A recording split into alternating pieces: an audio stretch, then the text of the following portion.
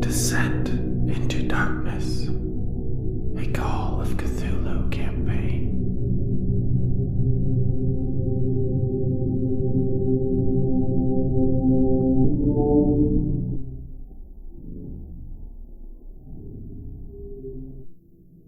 Hello and welcome back to Deathwatch's Call of Cthulhu campaign, Descent into Darkness, Season 4.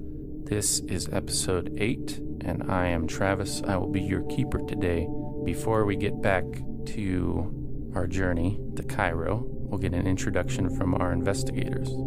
I'm Brandon. I'll be playing Bartholomew Wentworth, and right now just enjoying a lovely train ride. I'm Chris. I'll be playing Charles Stanton, game hunter and guide extraordinaire. I'm currently sitting in a hotel room in Cairo. Is that where I am? Yes. Yeah. Waiting on that train to arrive.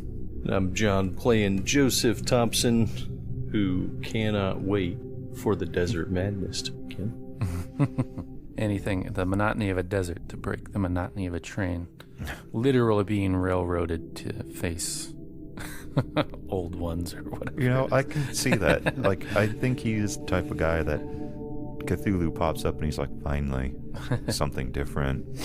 All right, so last time we left off in the cave underneath the ancient Byzantine bathhouse, which in turn was beneath a humble weaver's shop, and therein were several cave paintings that seemed to tell the story of an ancient people and their escape from a cataclysm, followed by their meetings with a race of giants who imparted wisdom and technology.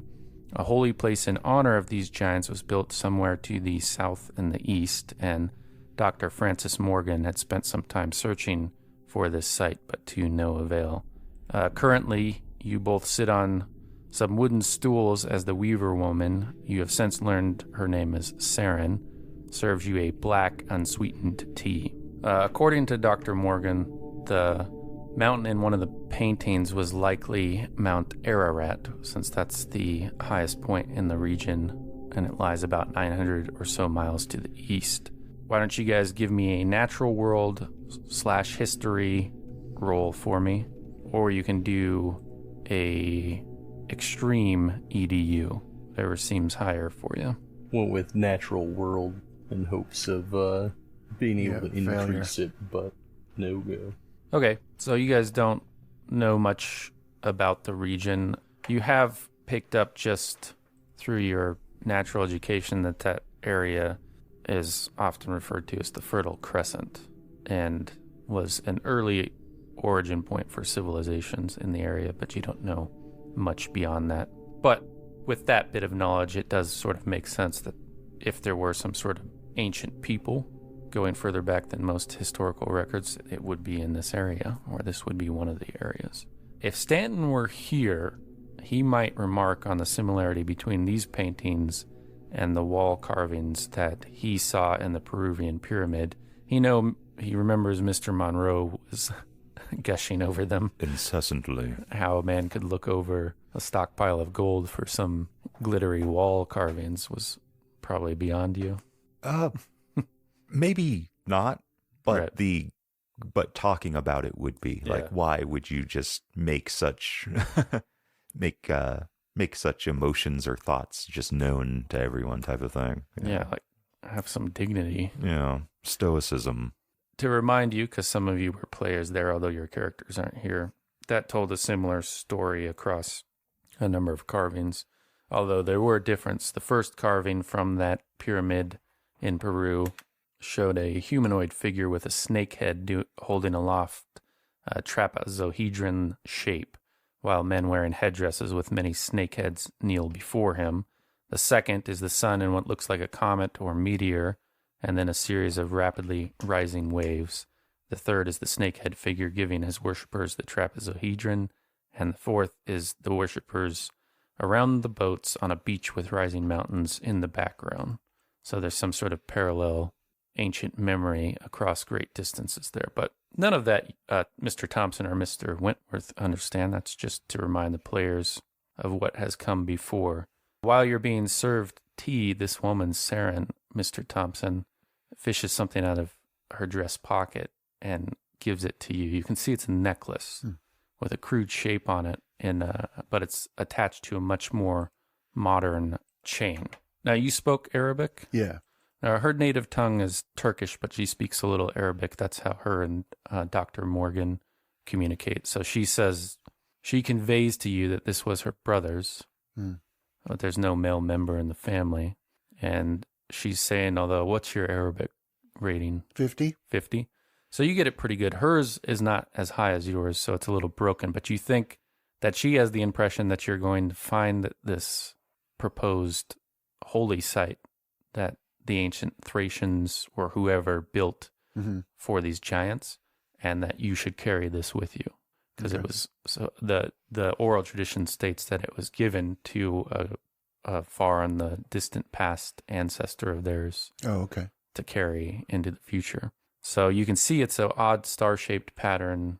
You're not sure of the metal that it's carved out of, but go and give me a power roll as you look at it. I don't have any. Oh, there it is. Oh, come on. Can you luck a power? Yeah. Could you push a power? Or push it. Push it. What's the consequence? Oh, yeah, that's, yeah. Well, so let's set the stage. So you're looking at the way these, it's a 5-pointed star. You're looking at the way that the lines are kind of going around. And you're like, okay, so this point goes down over here, and then it comes back over here, and then it goes here, and then it goes here. And surely we should meet here, but it's going, I'm going over here now again. Mm-hmm. I should be coming back. It keeps going and so it's like you're going to have a more pronounced effect from, it's almost mesmerizing the way that these points to the lines that make this star don't ever seem to circle back around, because that should be impossible. I'll spend the luck. Okay. To bring it to a success. Okay, so as you feel yourself being drawn into this curious geometric pattern, that woman, Saren, offers you a bit of sugar for your tea at just the right moment. That kind of breaks you out of it. And so do you take sugar in your tea? Yeah. So, yes, thank you. And when you look back at it, it doesn't seem to have that effect again. So now, Mr. Thompson, you can give me a Cthulhu mythos roll. I went ahead and updated your character sheet because we forgot to do it. But reading the Liber Ivanus, the first skim read, afforded you 4 points to your Cthulhu mythos. It knocks down your Cthulhu, your upper sanity limit, but that didn't affect your current sanity. You don't lose any sanity because you're a non-believer. As soon as you believe in the mythos, you're going to lose your mythos rating at once. So, but you don't have to worry about that for right now. But you can give me a Cthulhu mythos roll, please. Critical success. Congrats.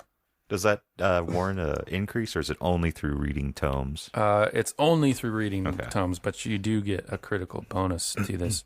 So you know instantly what this is because you had just been reading about it in the Liber Ivanus. You know right where to go and look at it.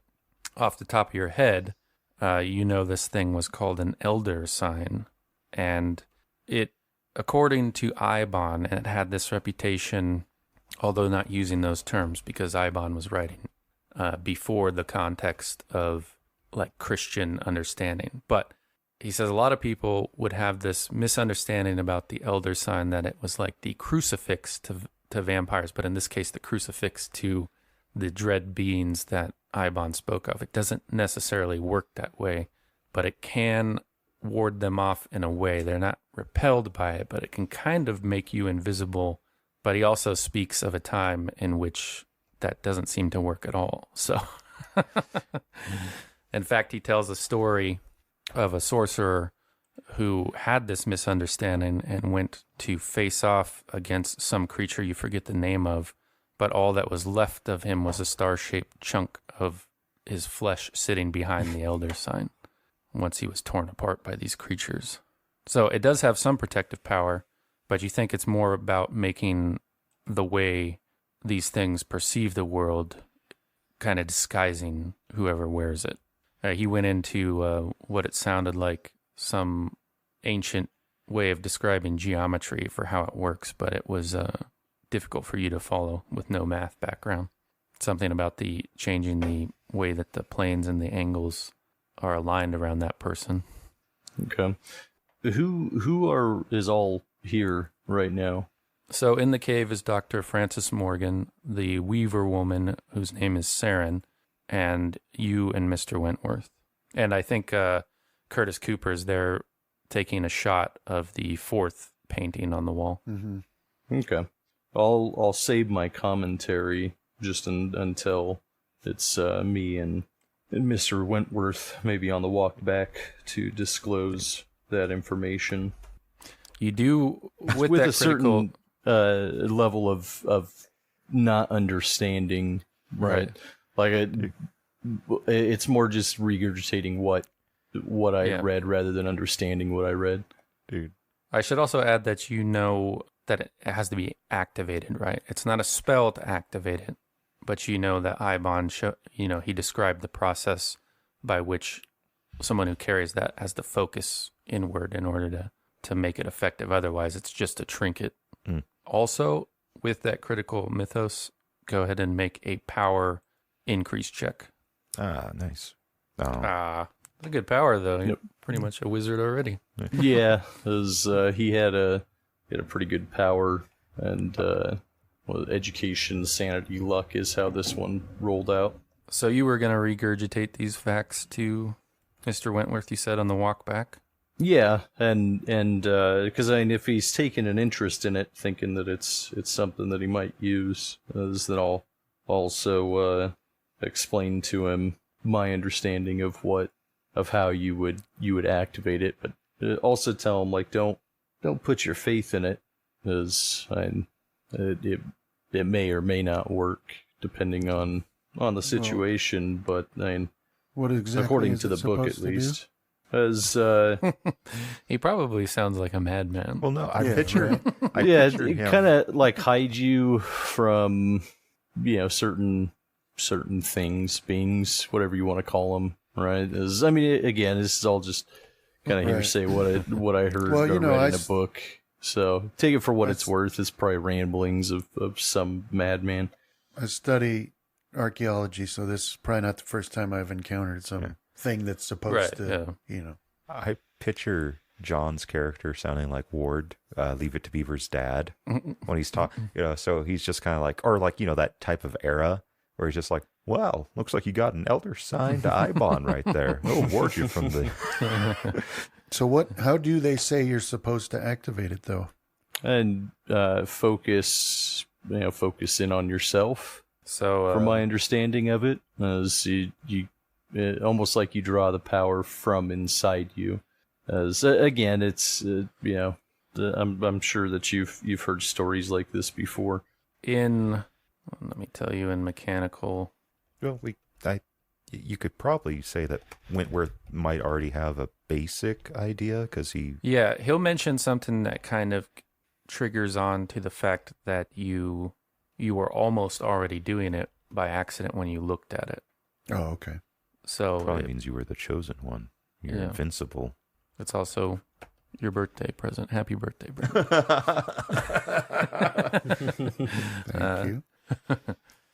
Yeah, so it's when he's describing it, and you can tell by his tone that he's sort of relaying information that he doesn't have a belief in, but just like the intellectual exercise of it. He's like, well, basically, Ibon described sort of a mesmerizing effect, and that you have to let that come to conclusion for it to be active, right? So yours just got interrupted. Yeah, when she offered me the sugar. Yeah. Okay. And then it lasts a period of time after that.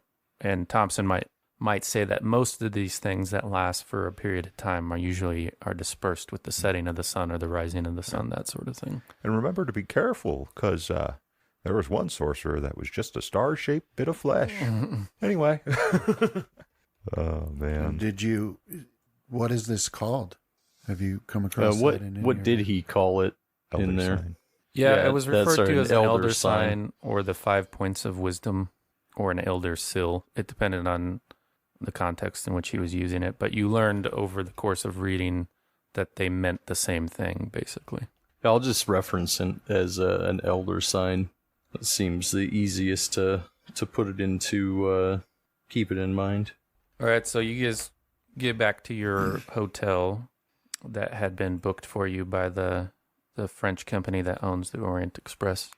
And you guys each have your shared rooms, in this case, the same sort of arrangement you had on the train. So you share a room with Mr. Thompson. When you go into the lobby there, Thaddeus Grunwald had gone out shopping a little bit and picked up a bunch of local fruits and things like that. And he's trying to make conversation with what you guys had seen and whatnot. And he's offering you these fruits for you to eat. What would Dates, Dr. Drew. Yeah. Those sorts of things. And he's gobbling them down like a maniac. But if you don't have anything else you want to do with that day, then we This will... must be your first time traveling. Don't eat so many. I wouldn't eat so many of those at once. Maybe let your stomach decide if it's going to like it or not. Oh, why not, Mr. Thompson? They taste great. They probably do, always- but it was just a warning that we've got, back in the army, not to do that. Yeah, I'm not. That way you don't Yeah. end up sick.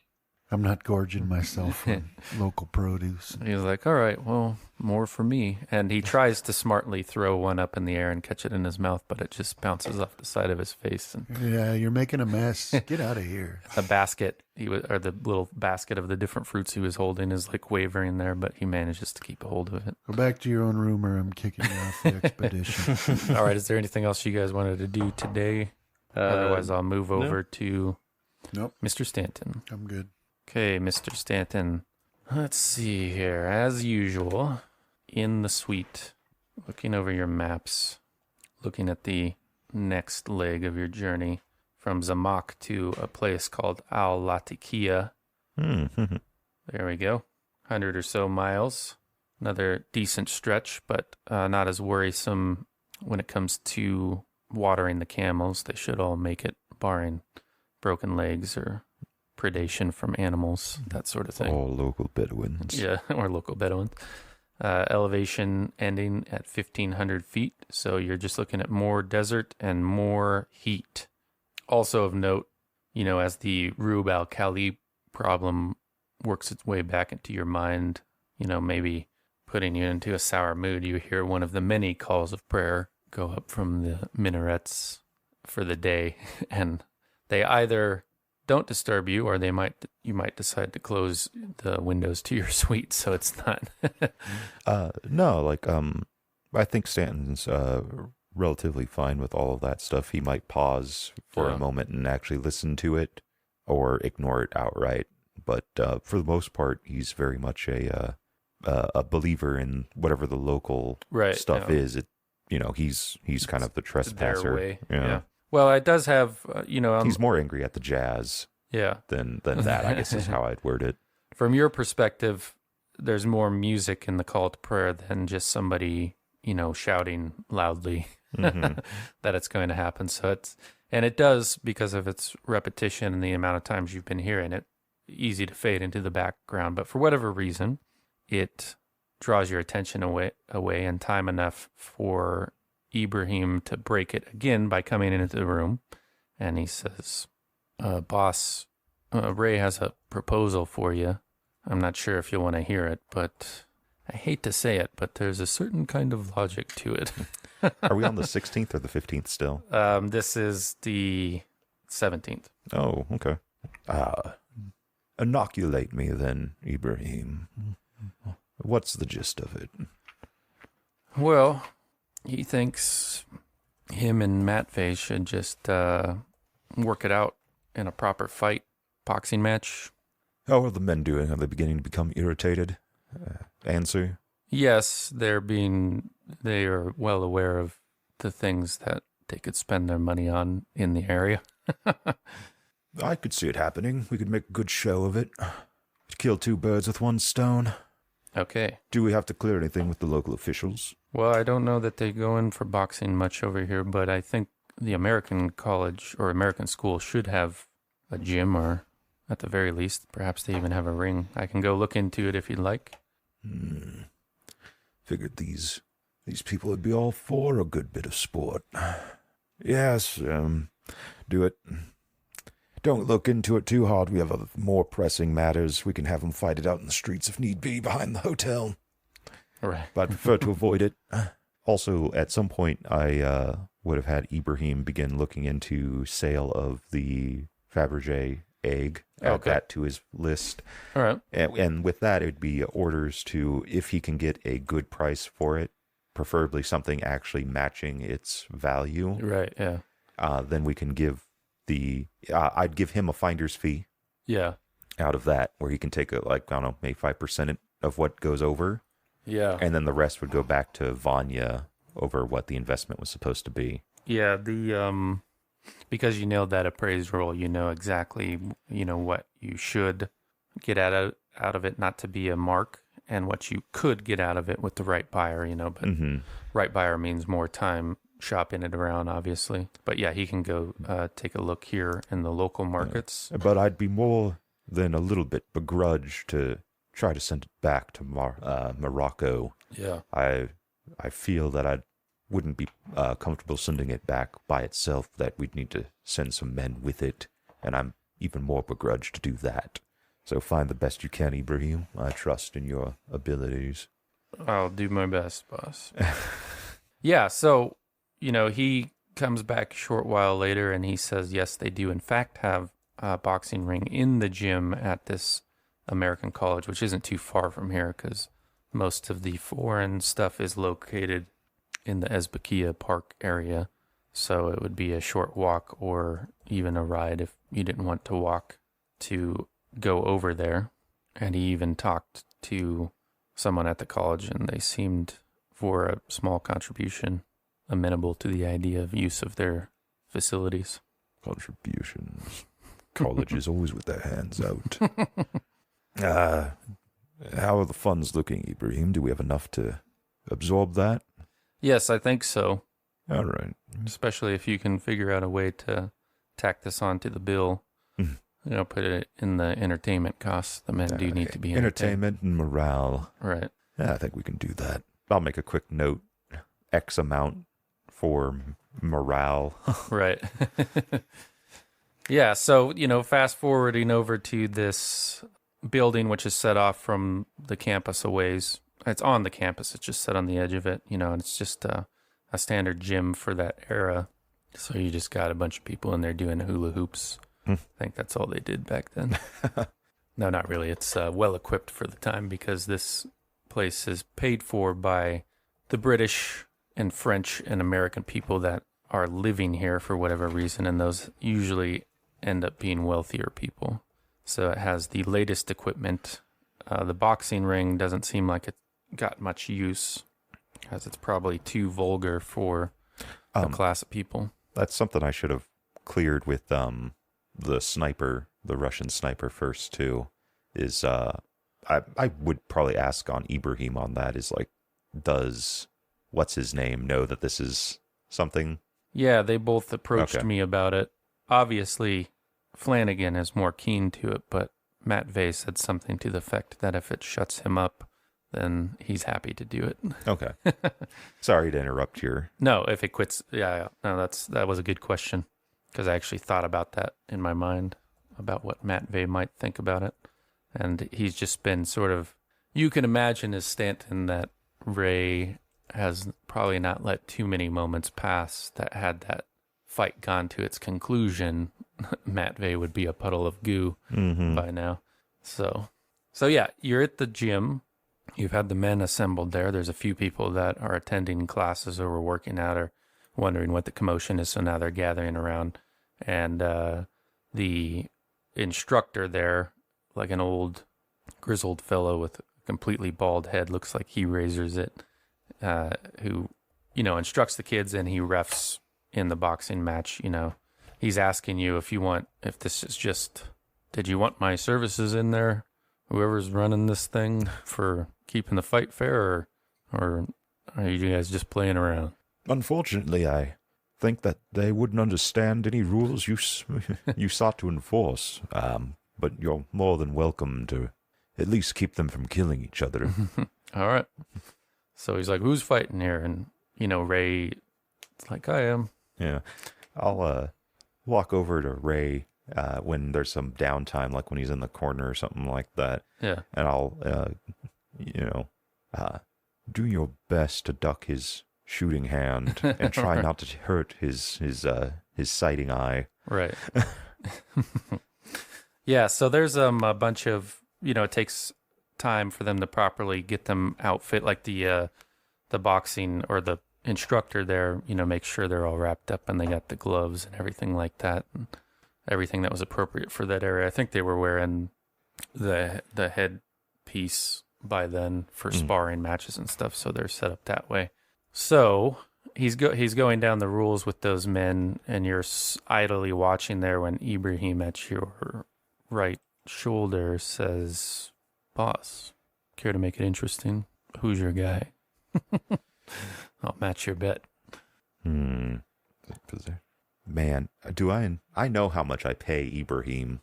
Yeah. What about his spending limit? I don't want to break the guy. So he would be like a 30 credit rating. He's in there. Decent. I was paying him too good. Actually, that's not even true with as much work as I have him doing. Yeah, that loyalty's worth more than you could ever pay him, probably. Flanagan's got a mean southpaw on him, but... Yeah, you can do spot hiddens and psychologies and whatnot. Oh, okay. To kind of size up.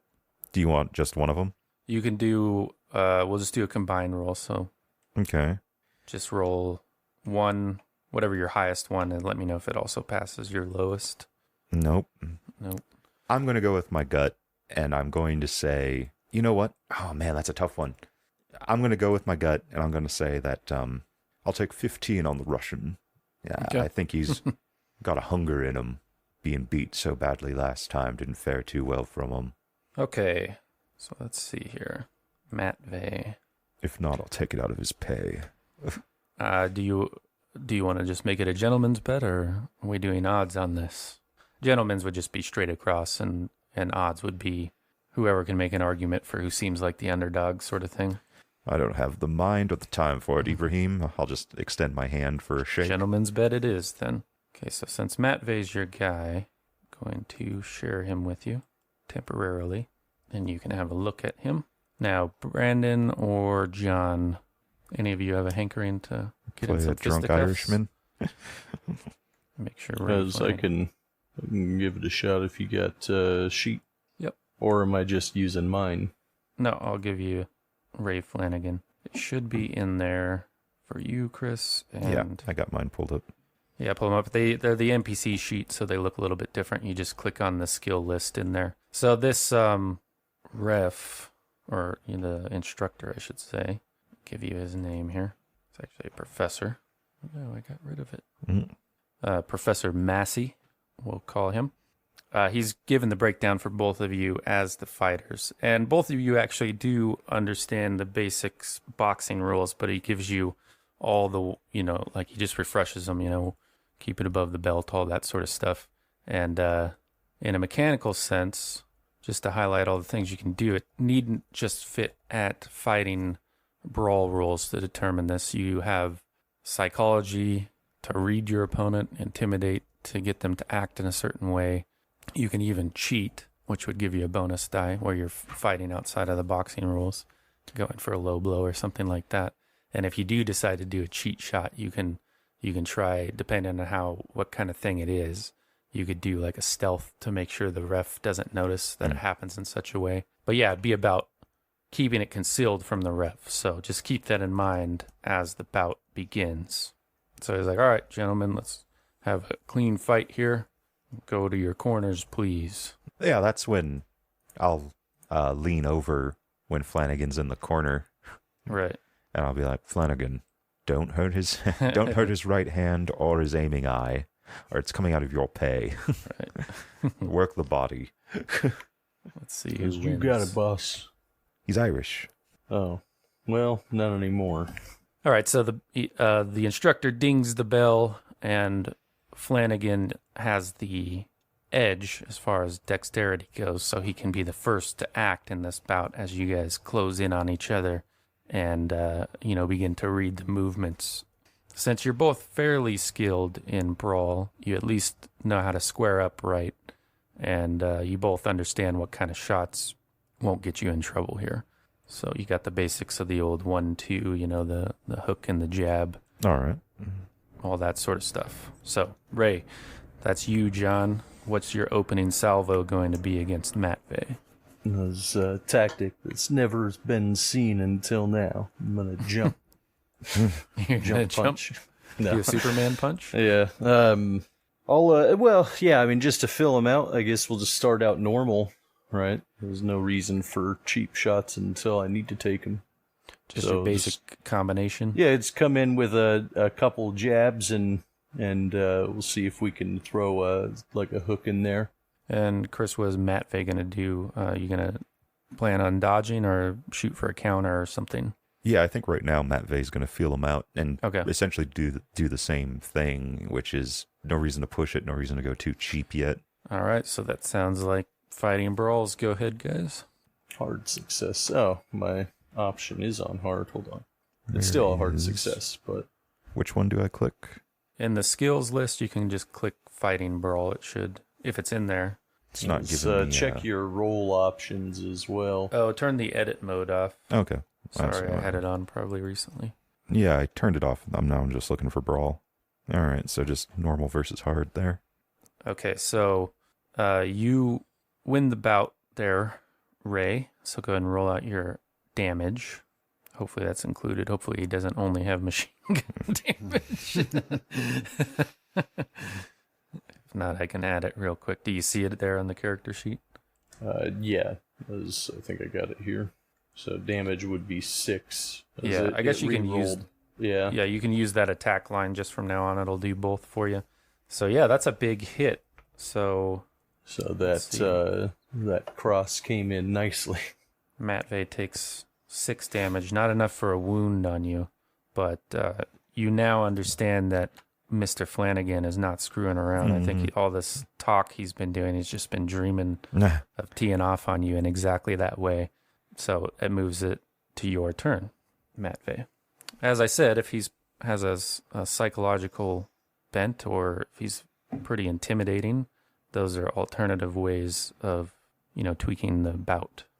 Yeah, I think normally intimidation would probably be a good tactic, but I think Flanagan's probably too drunk half the time to really read it. Yeah. So maybe stealth look like I'm to faint. Yeah, go for it. All right, so success on the stealth. And we'll have Ray use his spot hidden to see what he's doing there. So you're looking at his shoulders, but he's being crafty, he's being sneaky. So, Matt Vey, you can take that as either a bonus to your next attack, or you can put it as a penalty on his next move, right? Because you're either set him up to move in a way that's not going to be wrong. I think I'll take it as a bonus. Okay. So brawl, or is that my turn? That's your turn. Okay. You set up a feint, basically, right? So you got him to move in another way. So you have a bonus on your next brawl roll, which you can use in this one. But it will be Ray Flanagan as the acting character. Go ahead, Ray. Right. Okay. We'll go with the same tact as it seemed to be working. Going in for a regular success. So if you choose to fight him back, you do have a bonus on that. Yeah, we'll fight him back. Bonus. 1. Aw. I think you got to put 2 in when it asks for the number of dice, so go ahead and roll it again. Not any better. Yeah, he has drunken boxing skills here. He did not behave in the way you expected, and he slipped. He went for the feint, but then he just slipped into another hit. Not enough to wound you, but you're flagging pretty good here. Yeah. For those observing, if you're interested in the recovery of Matt Vey, making sure he's hell in a hole, you might call it here if you're Stanton. It's up to you, or you can let it go to knockout. I don't think Roy would go for anything else. Okay. So yeah. Okay. I'll be side-eyeing Ibrahim, though, like this is his fault. Okay, so Matt Vey, down to your turn. You can feel your vision narrowing, but not in a way to impact you. Just he's hit you in the same spot twice. You know, he seems to have a mean right hook there. No, I'm going to have to go full out. I'm going to try to glass Jom. Okay. So brawl, here we go. No, it's just too much. You can, of course, spend Stanton's luck but I don't know if you'd want to go up against John spending his luck to impact this. Is all my intent was to try and dodge, so I don't know if you need me to roll that one or not. Yeah, I mean, there's always the possibility of a fumble, so that's what we'll check for. Nope. Success. Yeah, so he slips this attempt to knock him out with one good hit, and he seems to be, I would expect, enjoying that, and he might be toying with you a little bit at this stage, Matt Vey. Yeah, getting him angry. All right, Ray. All right, we'll move back in and continue to, lead him on with those jabs and try and bring him into a big hit. Okay. Hard success. Damn. Nope. Dodge into the fist. Yeah, so that does it. The lights go out for Matt Vey, and he crumples to the mat. Go ahead and give him a Constitution roll, though. Oh, nice. Damn. Does he just bounce right back up? Yeah, the Professor Massey gets in there and starts doing a count. 1, 2, and you get up pretty quick. And this, Ray, you see that there's a deadness behind the Russian's eyes. For what he lacks up in skill, he seems to have in pure perseverance. He's got an iron jaw there, huh? Yeah. Well, I'm trying to stay conscious of what Stanton had said. Like, I'll look to him and gesture. Like, do you really want me to keep going? I would say Matt Vey seems intent on it, and because it's a critical, what kind of extra effect do you want to have against your opponent, Chris, for seeing him just spring up from, was basically 3 solid hits, and you should have been out if you were any other man. So you can put some sort of penalty on him. Yeah, I think that's what Matt Vey, or what Flanagan might be. Yeah. Somewhere in that drunken haze, there's kind of like a, oh no.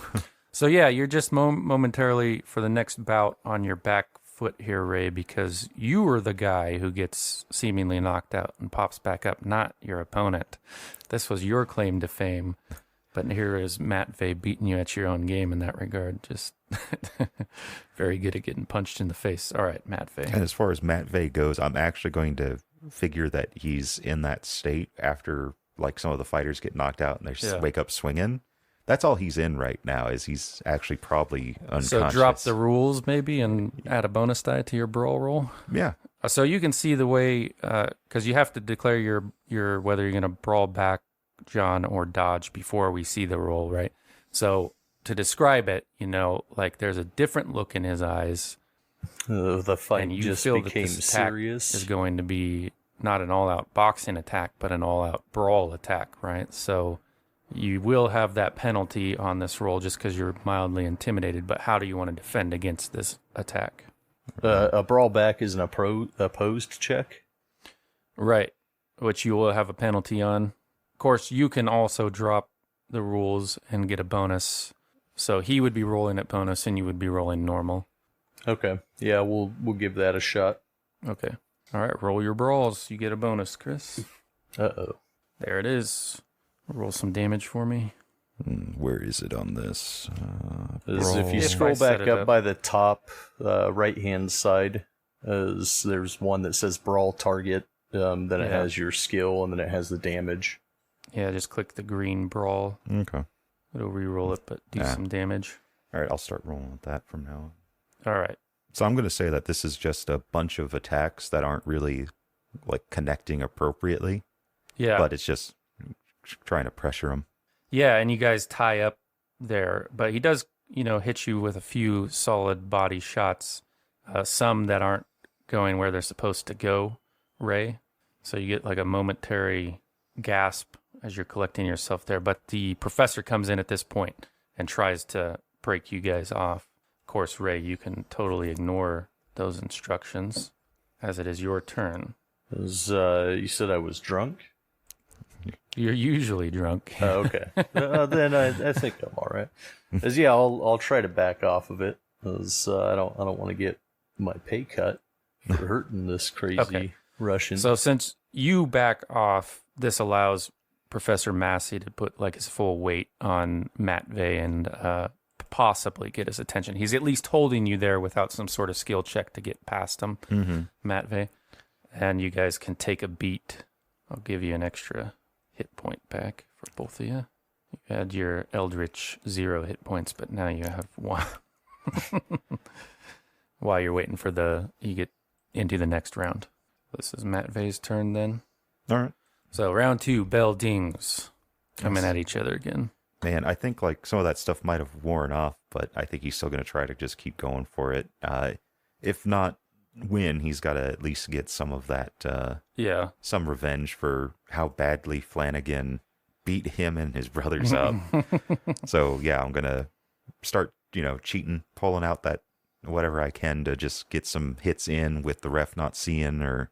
Okay, keep your bonus die. Okay. We'll roll a stealth separately. Try the dodge. Against the ref. Okay. Okay. Come on. That failed as well. Yeah, you can, from Stanton's point of view, you can see that they're both starting to get a little sloppy, even though it's early. You want that stealth? They're just not conditioned for it. Go ahead. All right, so the ref breaks it off for a little bit, and he's getting in Matvey's face. You might not be hearing the words, though. He's like, keep your gloves up, come on, blah, blah, blah, right? Above the belt. Right. He squares you guys off again, gives you the okay. Ray, your move. Does come in fast and hard. Just some normal brawling, though. Okay. Oh, no. Yeah, counter brawling, same as it was last time. Do I still get the bonus if I'm cheating on the defense, or? Yes. Okay. 2 dice. Dude. It's all right, though. You both had the intent to harm each other, so roll your damage, too. Oh, okay. I forgot that I need to roll that, so 2. So what? He knocks me out, but I still get a couple more hits in? Yeah, so he comes in with another low blow, just barely missed the family jewels there. Deals you another couple damage, Ray, but... you get him with a clean shot that sends him down again for the count. So let's get that Constitution roll, Matvey. Second time being knocked out, we need a hard, though. Okay. So he goes the full count, and that's the end of the fight. How? No. Oh, man. What would be the penalty if he pushed it? Injury. Actual injury? Yeah. Man. What do you think Matvey would do, Travis? Well... Matvey, sorry. Well, let's go into Matvey a little bit. He fought in Prussia in a battle in which the entire Russian Second Army was nearly wiped out. So he doesn't like losing is one, right? He didn't like the feeling of having to retreat. He's also seen the worst of the worst. So he's going to try to push. He probably would. All right, here we go. Nope. He's down. Down for the count. He does wake up in a normal amount of time. It'll take it a little bit longer to wear off the injuries he sustained from that match there. But Ray, of course, how do you envision Ray celebrating his victory, John? With well-deserved drink. Marco, hands still taped up. Marco was his corner man, already had the whiskey ready to go. Pours it into his mouth, and he's talking trash, I would expect, on his downed opponent, who helped up by Professor Massey. Have to talk some trash to him. Now let's have go ahead. Let's have Stanton give a psychology roll here. Psychology, my highest stat. No. Okay, so you don't know whether or not this will have... Almost should have gone natural world. ...the intended effect, in the sense that this will smooth things out between Ray and Matvey. Mm-hmm. Just because you don't have a great understanding of human psychology. There's a certain sort of wisdom to it in the masculine tradition of just fight it out and they'll be okay, right? That's why I said I almost should have suggested like natural world, where it's like just right amongst men. Screw that psychology BS. Just but it does go a long way to raise credit that he goes over to help Matvey up, and he's complimenting him on the decent shots he got on. Yeah. Give him some whiskey too. Tell him Right. that there's not many men that could get up from that Left in hook. that first round. And there's some, smattering applause from the people that were gathered there. And Ibrahim has a very Cheshire cat grin on his face with white teeth showing, resplendent. You don't often see him smile like that. So it's one for the calendar. Damned Irishman. Every time. Never trust an Irishman. Never hire them. Never turn your back to them. And never bet against them. Here you go, Ibrahim. Wipe that smile off your face. It doesn't suit you. Yes, boss. All right. Okay, so for that day, Stanton, is there anything in particular you wanted to do? Nope. I think this was good entertainment. When is the train arriving? Is it tomorrow? I think they had, let's see, I think you're looking at February 19th or 20th, so a couple more days. So moving on to February 18th then, which is a Saturday. Move our little thing there so I don't forget our spot. You guys wake up, Mr. Thompson and Mr. Wentworth, in Constantinople, where you're to leave your hotel early to board the Taurus Express, which leaves at 9:40 a.m. You actually travel to the train station at Hydarpasa, which is on the Asiatic side of the Bosporus, so it's across from Constantinople, and that will be your journey's starting point. Hydarpasa is a large structure built in a rather florid style, a blend of Western and Oriental architecture. You can kind of see the meeting of the minds here from the two worldviews. And it's under the efficient administration of the Turkish State Railways. The station has been modernized and presents an up-to-date aspect with all the appearances of a busy railway center. A powerful locomotive built by one of the great German works is ready to haul the train, which is composed of 2 sleepers, a dining car, and a luggage van, so it's a little bit smaller than the Orient Express, but there are way less passengers than boarded in France those days ago. You see smartly dressed train staff checking your tickets, welcoming you on aboard, and also moving like blocks of ice and fresh fruit for the journey.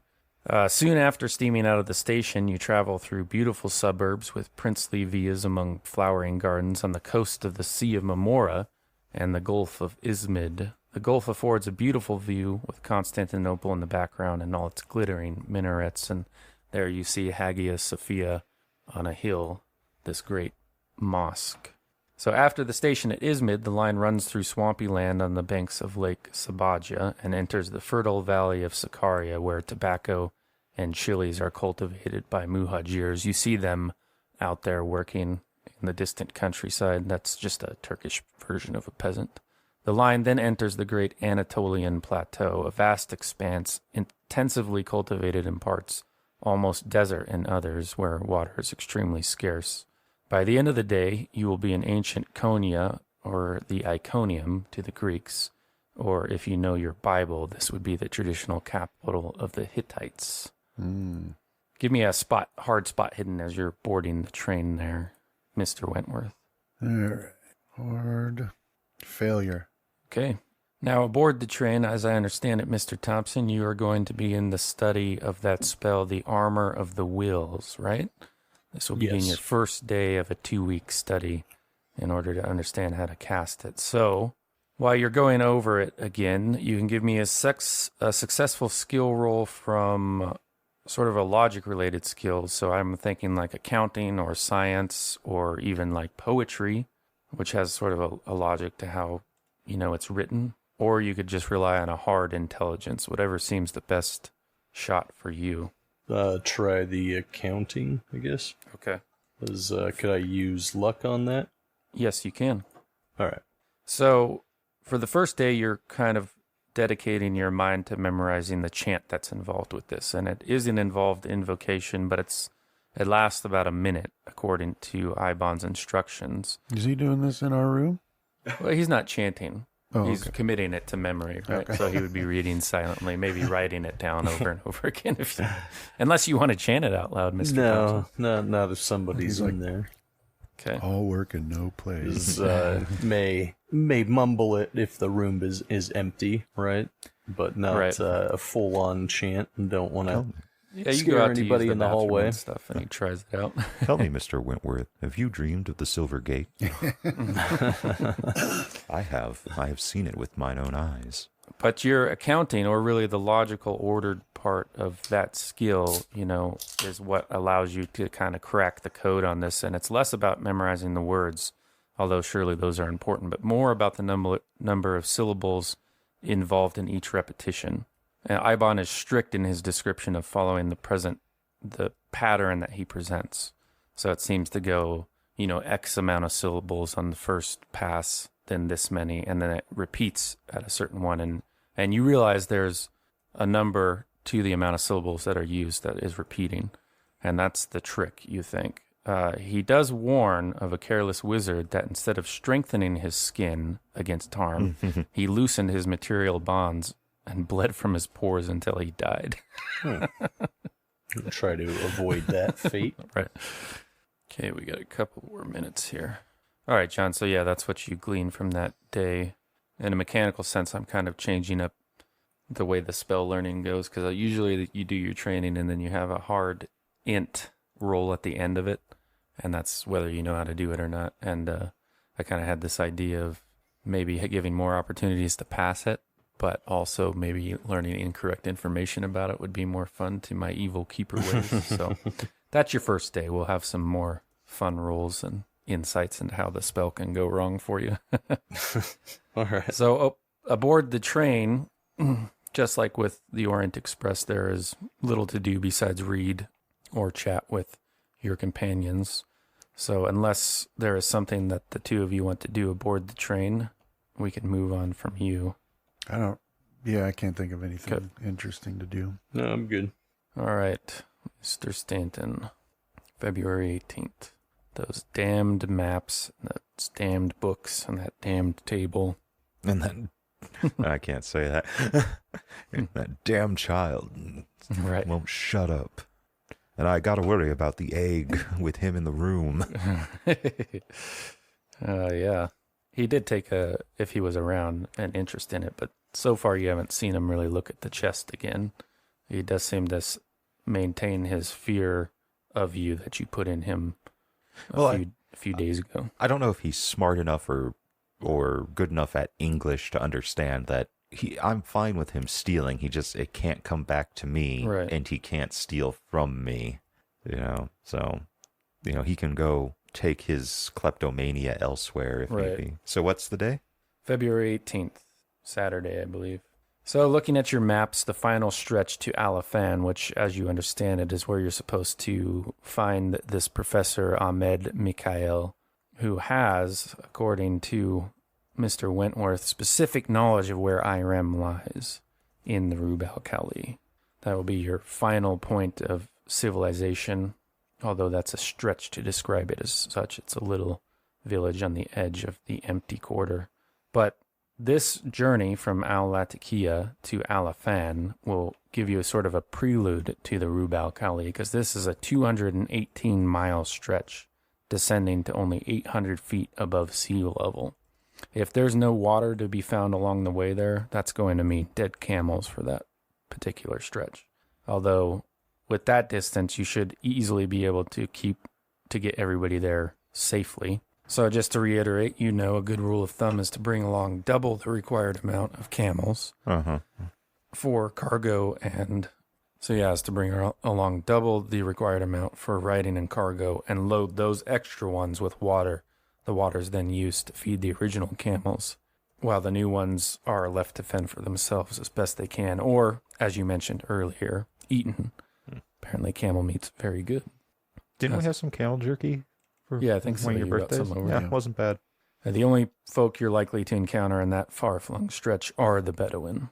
So if you pull up, where there's that tribal map, looks like matching it up to the more detailed topographical map you're looking at, if this is accurate information, the Sayar Bedouin tribe would likely be who you're dealing with. That would be their territory. So it might be useful to learn something of them when you can. It might be more difficult here in Cairo, easier when you get in country, so that you know about what to expect. You can, of course, use library with your collection if you want. Yeah, might as well try. Though I guess a fumble could always be disastrous. Or fun. I already have a check mark in it. I should have tried to take that up last time. Ooh. Yeah, I'll take the 8 hit. Drop me down to 52. So what you glean from this, right? This is from it's a document from a British officer there in the Hadramawt, which is a protectorate for Great Britain, has dealt extensively with this tribe, and they maintained good relations up to the point that was printed, which was a couple years. It's a couple years out of date. But as far as you know, the British Empire still holds that area as a protectorate, so trading might be or they might still be friendly, I should say.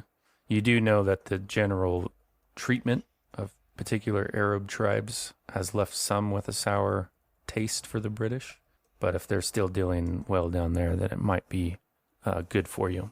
Other than that, you know that you would be a prime target for raiding if the tribe is big enough, and the number of Sayar is unknown according to this British officer's reports. Well, hopefully we have the ammunition remaining for that. Yeah, I think I have a bunch marked out for you, but if you have some greater amount you want specifically, let me know and I'll add it to the expedition list.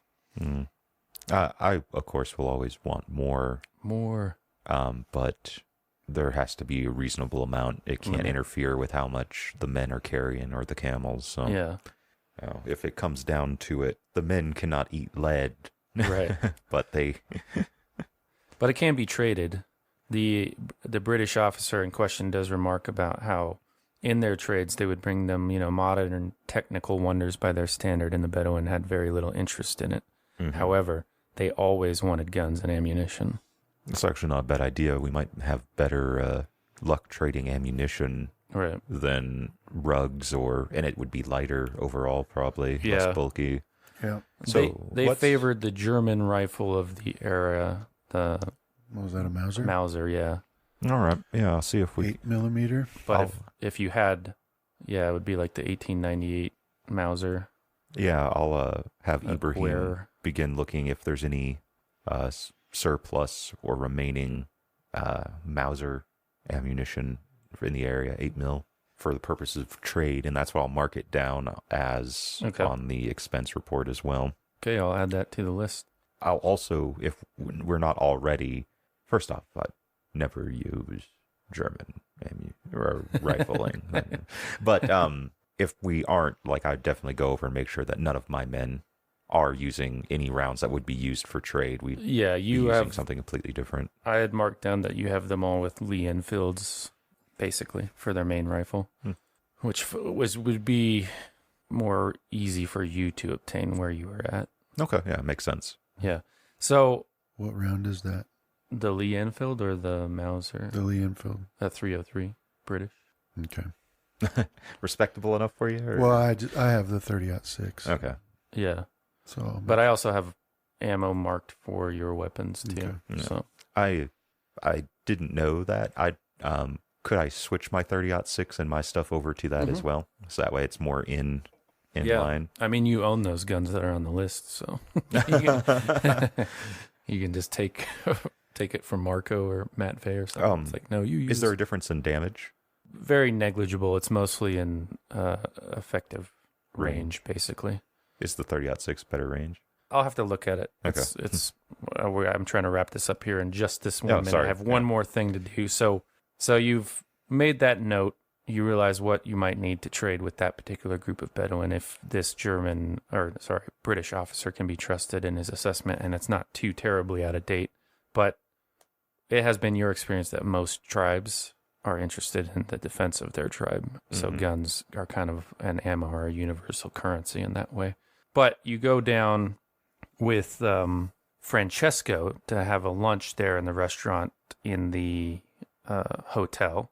He had, after being treated to lunch, he had been bothering you about when are we going to eat, but you had told him that's not what you're going to be doing when we eat. This is unusual, boy. Mm-hmm. So you've been using it as an opportunity to train him on his role and doing some patience building exercise before he finally gets to sit down and have a bite. But you're sitting there in that cafe or the restaurant, and you see a familiar face across the way sitting up at the bar, and he's sitting there leaning on the bar looking over, and his eyes lock with you. And you realize that Jackson Elias is sitting at the bar in Cairo at the Hotel Shepherd. And he gives you a big smile. He was the author. The author that went with you guys up to Peru. And he waves at you from across the way. And we'll have to leave it there and pick it up next time. All right. Thanks for playing, guys. Awesome. Thank you. Thanks, Travis. Go ahead and do your luck improvement checks and pick a skill to potentially increase. Congratulations, Mr. Wentworth.